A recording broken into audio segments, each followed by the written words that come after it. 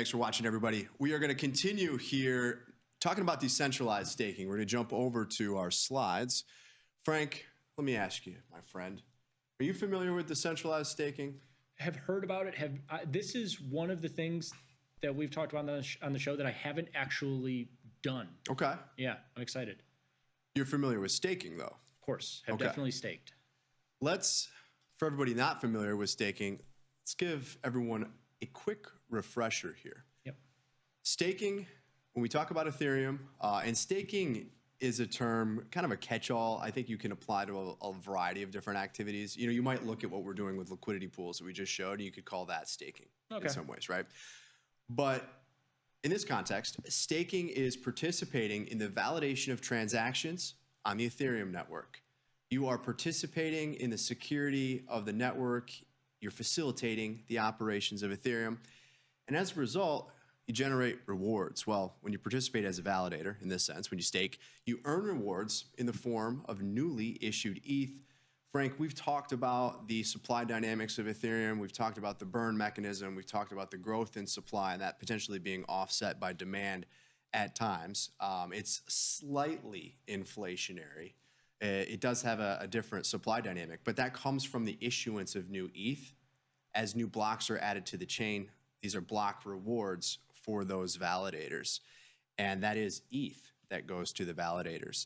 So how do you do this? Well, you need to stake 32 ETH and run a validator node to participate in that way. Or you can simply participate in a staking pool and share rewards among the pool, which I think for most of us, myself included, you, others watching the show, it's probably the easiest way to do it. Gotcha. Removes, the technical complexity that you need to, kind of be able to understand and be able to run on your own, and you're able to still participate. And you don't need that 32 ETH, which awesome. Is, a decent chunk of change. That said, we're going to talk about decentralized staking, but there's also centralized staking. So centralized staking, you can think about this as just staking through a platform that's going to offer this service. I've got ETH with Binance or Coinbase. You're going to simply just push a couple buttons and they're going to handle the rest, right? Decentralized staking is when you're going to interact with a protocol. It's going to be non-custodial. Typically, you're going to have smart contracts that are involved with managing this whole process. So it's somewhat automated. We'll talk about some of those benefits in just a second. Very, very similar, but you're doing this on your own. I've got my self-custody wallet. I'm going to connect the wallet to the protocol. I'm going to do this versus I have crypto that I hold with an exchange like Coinbase, and I'm going to instruct Coinbase to do it, right? Very similar, but at the end of the day, you are your own custodian when you have a non-custodial or self-custody wallet. So a couple more details about decentralized staking protocols. Well, obviously they're decentralized. What does that really mean? Permissionless access. You don't necessarily need an account. You need crypto on-chain in your wallet. You connect. There's no intermediary. This is facilitated by smart contracts, so the process is going to be managed automatically. That's everything from reward distribution to security. It's non-custodial, so there's no third party. Again, you don't have an account. The big thing for a lot of people here is that you maintain control over your assets. One of the things that's attractive about crypto is that you are in control. You maintain control over your assets. You're not in control necessarily when you have those assets with a central authority. Mm-hmm. It's not necessarily a bad thing or a good thing, but you are not the end custodian. Gotcha. And then, what we're going to talk about here today are staking pools. So this is going to allow you to participate in a large pool of aggregated staking power. You can think of it that way. And the rewards then are going to be shared among participants. Cool. There's two that I want to call out. These are not the only staking pools, but we're going to take a look at the platforms. I'm going to show you how similar this is to Polygon or to the Uniswap, that we just showed on Polygon, to what we've talked about on Ethereum. But the biggest decentralized staking protocol by far is Lido Finance. It's got almost $26 billion staked across 5 different chains. And then another one that I think everyone's maybe familiar with, if they're familiar with this space, is Rocket Pool. Okay. It's about $3 billion, and that's only on one chain. That's on Ethereum. But if we jump back over to our browser for a second, I want to show you what this looks like, and this is how you connect. So just like with Uniswap, you're going to first go to the website, and you're basically going to launch that application that's going to allow you to connect your wallet. Okay. And it's not that much different than swapping or creating a liquidity pool, maybe less steps than creating a liquidity pool. You can see some details about it right now. So I said, what, almost 26 billion in assets or capital that is in terms of total value locked, that's staked here. Right now, it's running at about 3% annualized. That's going to be variable. That's probably off of, I'm guessing, the last week or so, where we've got that rate that will go up or down. But you are receiving rewards in ETH. So if you're bullish ETH and it goes up, that can change substantially. But you're on the Lido app, you click on stake ETH, and here you have an interface that feels somewhat familiar to what we've seen when we look at Uniswap, right? And you're simply just going to connect your wallet, and then once you connect your wallet, it's going to read how much Ethereum you have or other assets that you might be able to stake depending on the protocol. In this case, we're primarily going to be focused on staked ETH. And once you do that with Lido, it's actually called liquid staking. So you get a derivative token or a receipt that can then be used across DeFi. And this is what's really interesting about this, right? There's risks associated with this, don't get me wrong. But what's interesting about this is I've got ETH. Okay, I'm bullish ETH. I think the price is going to go up. I'm going to hold ETH. Well, I want to use my ETH so that I can generate some return. More ETH, maybe.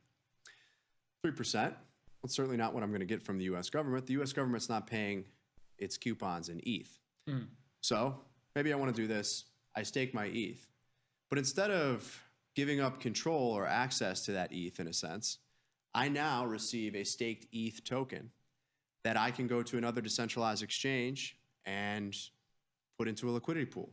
Or maybe I can use as collateral to borrow against. Gotcha. So you can kind of stack these things on top of one another and generate yield that way.